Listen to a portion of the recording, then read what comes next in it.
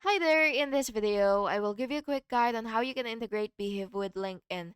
So first, you have to make sure first that you already have your account logged in already, or you do have the plan so that you will be able to access all of its features and that you won't miss out anything.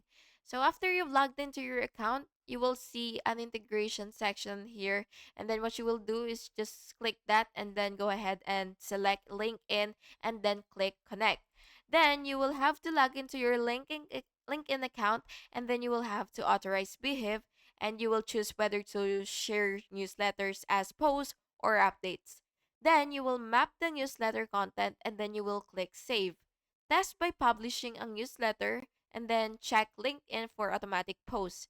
Make sure that your LinkedIn account has admin access if connecting to a company page. And yeah, that's basically it. Thank you so much for watching this video, and I really hope it was helpful for you. And if it was, please make sure to like and subscribe for more videos like this. Thank you and have a good day.